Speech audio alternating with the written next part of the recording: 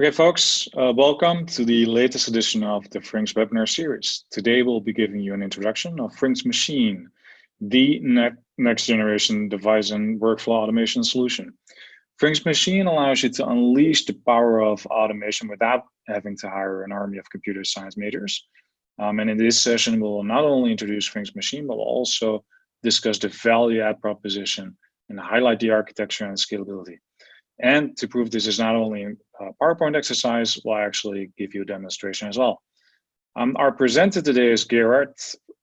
Gerard is our CEO and co-founder of FRINX, an open source network automation company that works with the Fortune Global 500 customers to provide products and solutions for workflow, inventory, and network control. Gerard was previously a senior director with Cisco Systems, where he was responsible for the design and rollout of Tier 1 networks. He regularly participates in these kind of meetups and webinars to bring engineers together that share an interest in operation and evolution of networks. Now, before we kick this off, just a couple of housekeeping rules. I'll keep everybody muted throughout the session. Questions can be asked in the chat window and in the Q&A window, and then either I will answer them directly or we'll take them at the end of the session for Gerard to answer. All right. You will all get a copy of the presentation and the recording after the session.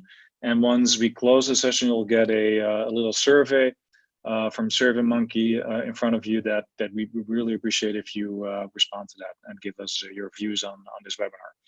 And obviously, if you have further questions after the webinar, please do not hesitate to reach out. Now, time to start the session. And I'm going to turn this over to Gerard. Gerard, it's all yours. You might want to unmute.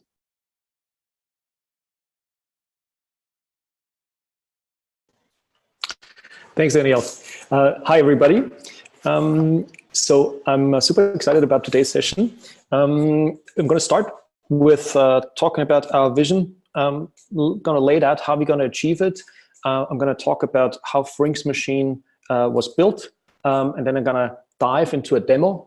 And at the end, I'm going to talk about how we scale this to hundreds of thousands and millions to devices and multiple and horizontal scale and high availability. All right, so let's get started. So when we started on this journey, what we are really after is to deliver real and sustainable productivity gain by automating processes to build, operate, and grow communication networks. So that means we acknowledge that it's really useful to have some tools, some automation tools, a playbook here, a playbook script there. That's all great. But what we are really after is end-to-end automation of services in the network and also connectivity between systems. And we want to achieve that in a way that, as Daniel said, doesn't require computer science majors for each and every task. How did we achieve this? We've built this on open source components, proven open source components that are out there since a long time, things like Elasticsearch, open source workflow systems, and so on. We've built this in mind for heterogeneous networks. We realize there are great solutions by vendors that solve homogeneous networks. There's tools. If you have like a lot of devices in your data center and you're Microsoft or Google, then you've probably written your own software to do that. But we are more after the use case that we think is most prevalent out there. You have heterogeneous devices and heterogeneous topologies and need to automate those. So that's what we are trying to solve. We've built an intent-based networking controller. So, we are not just sending little snippets, but we understand what's on the devices. We can build the atomic differences or the atomic snippets that we push there, and then we just push the bits and pieces of the configuration that we need to change. We want to deliver out-of-the-box functionality. So we really want you to be able to kind of turn this on and do something with it right out of the box. Many solutions that are out there are really toolkits, and you need a lot of time and a lot of developer effort to get something useful out of it. We really wanted to give you something to get started right away and to be able to, within your companies and with your resources, be able to extend that and meet your needs. And for us to be able to achieve that, we had to really simplify the building of workflows and services. And the simplicity and ease of use was really critically important for us. So our desire is that one single person can understand this thing, can understand, install, and operate this thing. And you don't need a team of PhDs to kind of run it. There are solutions out there that own up, great things, but you need a large team to understand what's going on there. And so we went the other way and tried to simplify it and make it simple to use. We've put everything in open source that we possibly could. We have an open source device library on GitHub and a service library. So our desire is that we give you all the building blocks to talk as many devices, as we have built adapters for, make that open source, available in open source. And at the same time, whenever we build a new service in our microservices, then we want to make that available to you as well. Now, we've built a graphical workflow builder. We started off with playing with Node-RED. We kind of liked that approach, but then we realized, hey, this really doesn't scale for multi-user environments, and is really a single user thing. So we kind of built our own graphical workflow builder that's based on our workflow solution. Agentless approach. We don't have to require on agents on devices. We talk to devices directly via SSH, Telnet, and Netconf, and so agents are not required. And we want to scale this as far as possible. We are super proud of really, really great customers that we are able to work with. This is really fantastic. We're a small company, and we realized that we were working with very large companies here. And so getting that opportunity and being able to work with these for many years is really a great, it's a great thing for us, and we are super proud of it and humbled at the same time.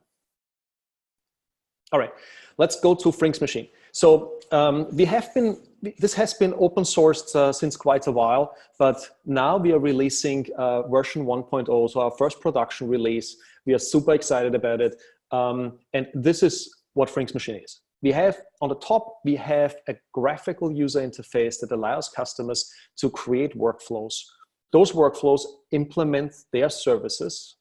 Services could be services in the network, but could also be interaction with systems like inventory, ticketing systems, Slack, files, you name it. So it's the integration of the whole systems around the network that the workflow can bring together. Now, these workflows are targeted at infrastructure to solve infrastructure problems. So if you have some kind of group manager approval workflow, that will play into this and will kick this off. Or if you have ServiceNow, then ServiceNow would be integrated with this, and you can trigger a service deployment through ServiceNow and then kick off our infrastructure workflows. Now, underneath that is a set of microservices. Those are kind of our most atomic building blocks for our service portfolio. And the idea is that we can, that we continuously add to that. And those services implement things like configure an IP address on an interface, configure BGP, create an AWS VPC, Terraform, and so on. So those are small, things that can be done in and around the network, but that we can scale horizontally as many times as we need it. And at the lowest part is our Uniconfig network controller. That's the solution that we have built over the last 3 years. It allows us to provide intent-based network control. We can create transactions across one or multiple network devices, and we can translate between CLI and model-based representations of the devices, and we can even translate between different models, between devices that we connect and northbound interfaces. We use OpenConfig as kind of our lingua franca when we talk to devices, but we also give you low-level APIs like direct CLI access. All right, so you'll see that in a minute.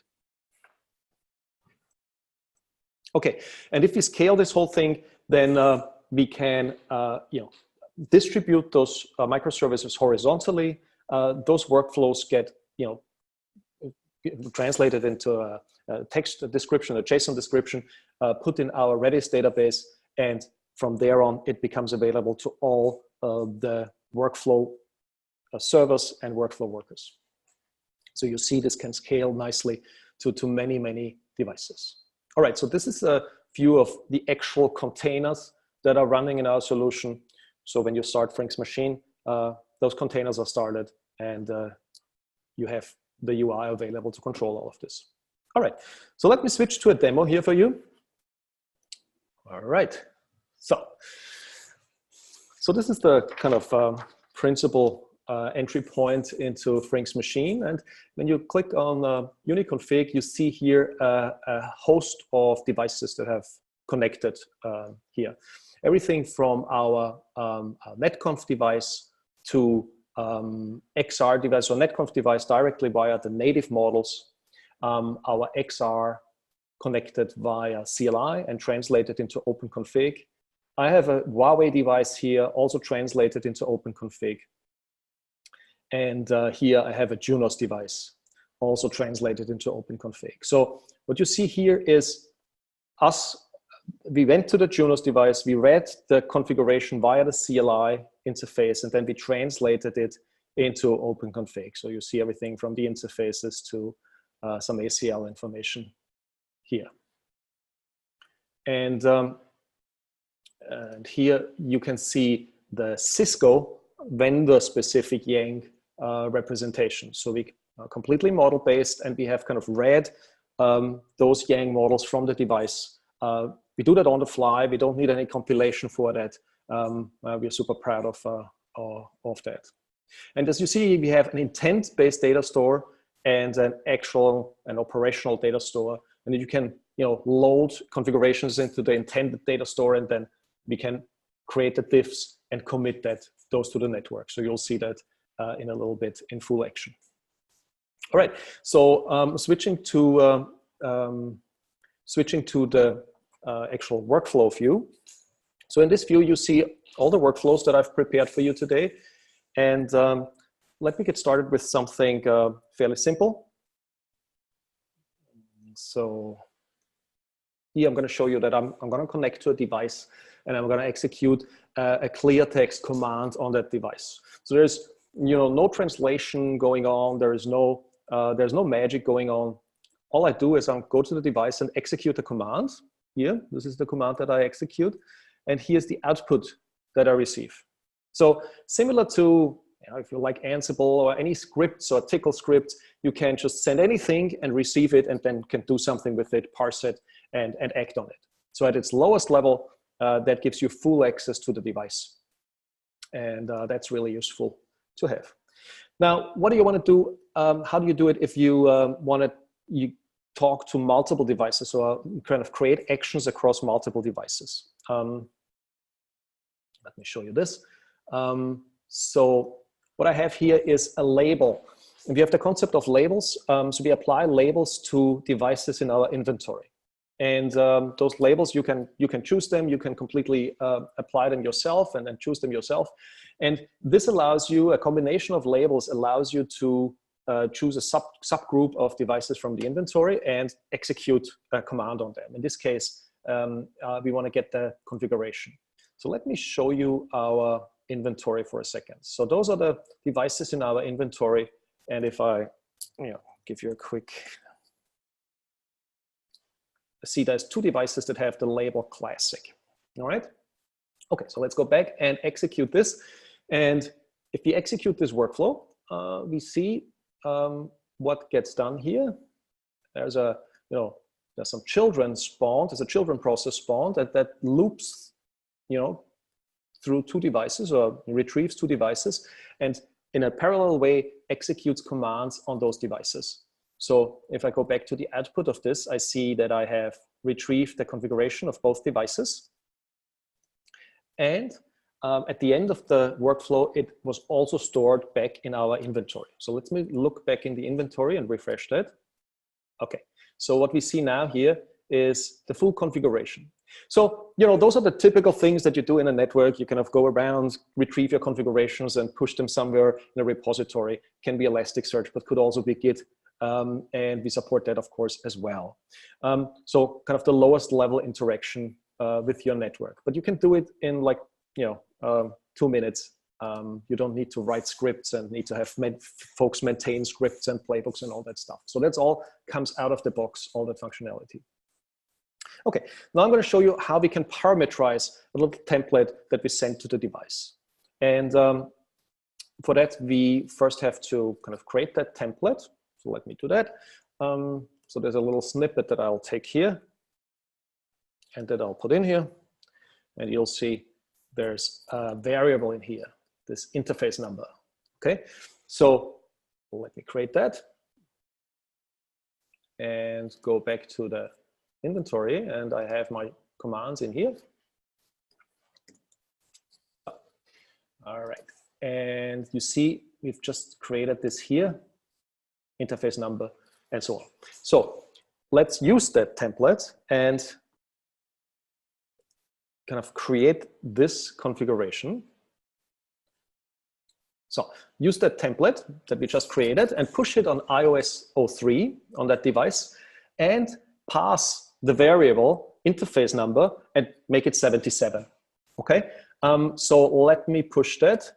Let me kick off that workflow.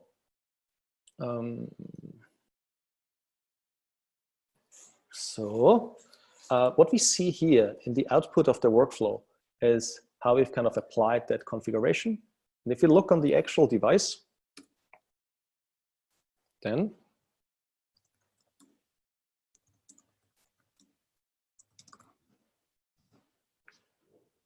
we see that we have an interface loopback 77. Okay, all right. So well, that's useful. Now we can do sending templates of clear text configuration with parameter substitution. So very simple scripts, and everything that you want to apply to the device, you can apply. Now comes the more sophisticated stuff. I want to show you our workflow builder here. And so this is the interface that you use or you can use to kind of create new workflows. So you just simply drag some elements in here and you connect them. And what I'm going to show you here is how we create an ACL. So there's a couple of steps that we apply here. First, we sync from the network. So we read the configuration of the network device. Then we're going to make sure we work on the most recent version of this in our config data store. And then here we write a configuration to the device. And that configuration is not written in a device-specific language, but it's written in OpenConfig standard. So this allows you to take this template and apply it to a Cisco, a Junos, a Huawei, a Brocade, a Arista, whatever device we have in our library.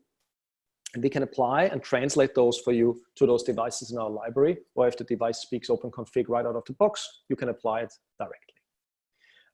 So here we still have a variable that we want to substitute when we actually run it.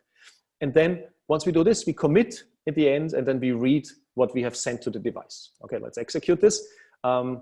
Let's substitute IP source with this address. Ethernet 2 is the, and then we watch how we execute that workflow. All right, so we go through this step by step. The workers do their job. Now we are committing it to the device, and finally we read the configuration. So let's see what's in the config, what's in the journal. So you see there's a bunch of stuff that I've done over the last hours or so. And here we have the specific device-specific command that we ultimately send to the device. We know it's an iOS flavored device. We need to kind of transform that OpenConfig into this specific command and push it to the device. So let's see if it has arrived at the device, if the device is configured correctly. And indeed, so we have under Gigabit Ethernet 2, we have now an access list with the source address that we've specified. So now this becomes really useful because not only can I push this on a Cisco device, but also on a Junos device or any other device, in our library or that speaks OpenConfig. And I don't have to change my provisioning tool or my service flow to do that. So that's pretty cool. Okay, going back, let me remove this again. Delete that ACL. So the deletion works pretty similar as the application. So it's the device, it's the interface. I don't need to specify the variable anymore. I just remove it. And so I go through all these steps and it gets committed. And once we see in the journal, once we watch the journal, we can see that we have removed that from the device. So we can track all this back. This is available as long as you want. And let's look on the device itself. Okay, and now there's nothing anymore on Gigabit Ethernet 2 and no more IP access list. All right, so that's kind of useful. You can now apply things completely stateful across different devices and so on. All right, so next step is apply something across multiple devices. I'm going to show you this layer 2 VPN. So I have a layer 2 VPN that I want to apply, point to point in this case, and it's done with this workflow. And it has a little, message that it sends at the end of it. Let's go through this. All right. Let's watch how this executes. So we read from the devices. We, make sure we replace it with the most recent version. We configure both sides, both ends of the device, and configuration attempt succeeded. We push it, we read the journals, and we are done. All right. So this allowed me to provision a layer 2 VPN point-to-point service. And again, it's done in a way that it's not device dependent. It's an open config template that I'm using and that I'm translating in the controller. So we think that's pretty cool. All right. Here is a couple of other things that I want to show you on the in FRINX Machine. So if you want to create some little logic right in the workflow, if you don't want to create a worker task, but if you want to do it right in the workflow, we have this Lambda Task here. And this Lambda Task allows you to put some JavaScript code in that's executed on the conductor server. And here I'm going to show you an example. I'm going to go to iOS 1, that device I've mounted, and I'm going to read all the devices from it via CLI. I translate it into OpenConfig, and then this little Java snippet matches the description foo. So it looks for a description foo and tells me which interface has the description foo. All right, so in this case, the result is Gigabit Ethernet 3. So the output of this workflow is Gigabit Ethernet 3. And where would you use that? Typically, if you have a device, you deploy it, you would kind of initialize it with all descriptions on all interfaces unused or available. And then once you attach customers to it, you would put your customer names in the description. And so this little workflow allows you to kind of just pick the next available interface. You match unavailable or match available or match whatever string you'd like. And you get the next interface that you can use in your provisioning flow. So this is the most accurate way to really interact with network devices. You're not dependent on some out of sync single source information. You can get it directly from the device's single source of truth.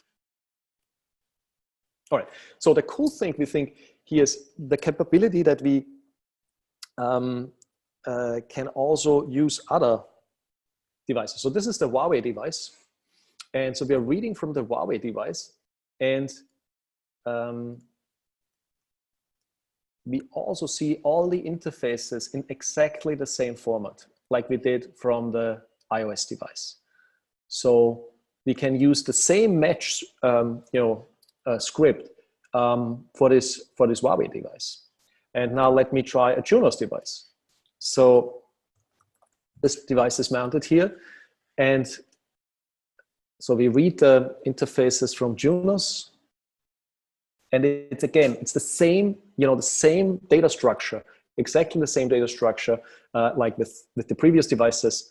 And the output here, because I also have that full description on an interface, is the interface name of that Junis device. All right. Last but not least, I want to show you a decision criteria in this workflows. So here is a little workflow that shows our capability to do validation. We can do complex validation against JSON schemas or like all kinds of validations, programmatic validations that you can think of. But also if you just have like a simple decision path, we have this little tool in here. And what we are doing here is we just check if this device is mounted. And if it is, then we get a little message here from Slack. And it says, Eureka, this thing is on, it lives. And if I try this again with a device that I know is not on the controller, then it says, oops, this one is not mounted. And as you see here, this thing, checks, it says, hey, checked, but it's not there. And then it sends it to Slack. So everyone can create workflows without knowledge of, complex coding techniques. You can use code in the background. So if you want to apply code, there's no problem in doing that. But even for your next higher tier of personnel, they can interact with this and do something useful really, really, really, really fast. All right, let me switch back to our presentation for the next couple of minutes. At scale. So what we talked about was executing all these things, all these workflows in, for a small number of devices, but how do we do this for thousands, 100,000, or maybe 1 million devices? We can have multiple instances of FRINX Machine running, and we can have, of course, multiple instances of our controller running. And this could be either single nodes, or this could also be dual nodes, which provide high availability. So we only need 2 nodes to provide high availability. We kind of no longer have this 3-node requirement. And you can also mix them if you like. Now, in our inventory, we have the information where which device is located on which cluster. And so, our workers understand which clusters to go to make those configuration changes. And by introducing the concept of snapshots and a transaction ID, we provide workflows to you out of the box that allow us to, to create workflows across the network, as many as clusters as you choose to. And we have still the capability of rolling back to an original state at the end, even if we make transactions across clusters.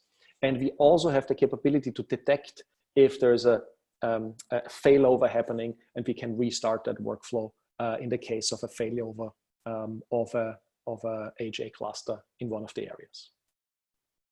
All right, so this shows you that we can run multiple active FRINX Machine instances on top of our persistence layer. And we can have as many clusters as we choose to scale out to as many devices as you need to control. All right. Let me pause here for any questions that have come up, and maybe hand it over to Daniel to help us with the moderation. Yeah, so thanks, Garrett. So we do have some questions, actually, and I'll raise a bit to you so you can answer them. The first one was, can you create loopbacks that you configured, assuming that is part of a service?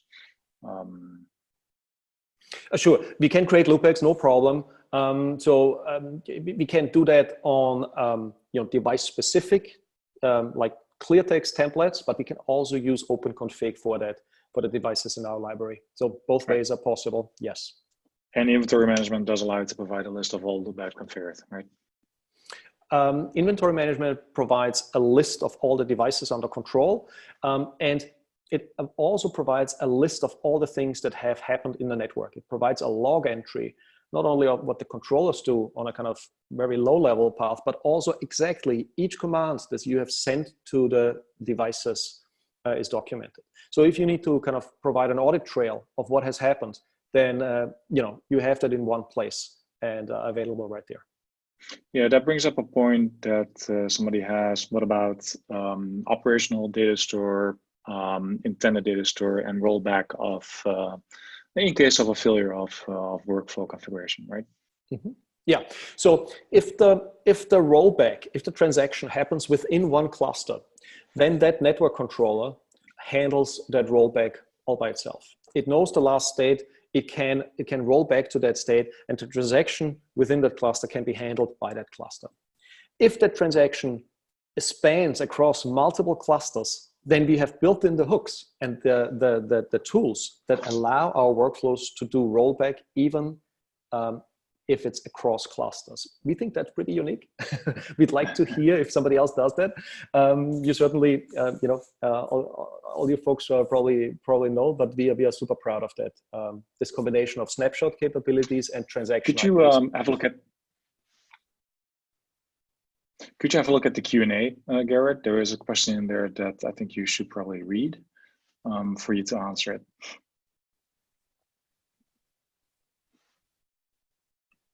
And yeah, folks, if there's any absolutely. other questions, absolutely.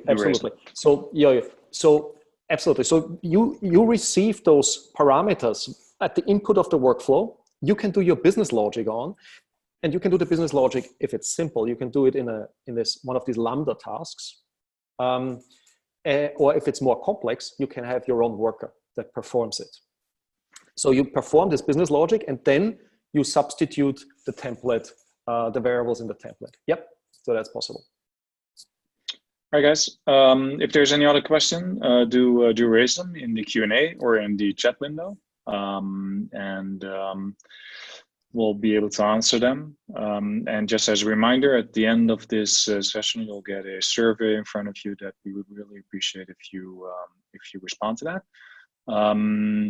That leaves me with no further questions, Garrett. I wanted to thank you for the session, and I also wanted to thank the audience for attending this session. And we're looking forward to meeting you guys at the next session that will be coming up within a quarter.